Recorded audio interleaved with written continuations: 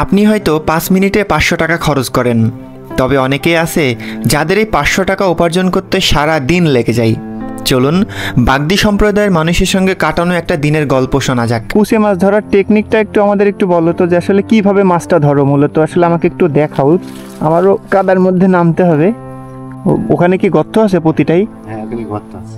ওই গর্তের ভিতরে কেঁচো দিতে হবে, দিলে কুচে উঠে আসবে। হ্যাঁ, ওইটা আছে। গর্তটা তোমরা দেখো কিভাবে, বুঝো কিভাবে? আমরা বুঝতেই পারি। বুঝতে পারো? খুব সকাল সকাল থেকে শুরু হয় তাদের যাত্রা। অভিজ্ঞতা ও কর্মদক্ষতা তাদের এই কাজের মূল হাতিয়ার। এভাবেই হাতে থাকা শক্ত কাঠি দিয়ে তারা গর্ত নির্ণয় করে, তারপর অনেক চেষ্টার পর মাছ ধরা। উপার্জন করা যে কত বেশি কষ্টের, এটা আমি এদের সঙ্গে না আসলে হয়তো বুঝতেই পারতাম না।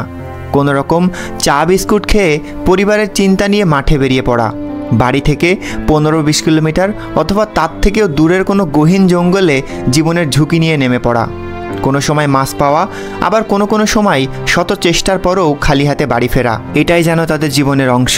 এভাবেই চলছে তাদের জীবন।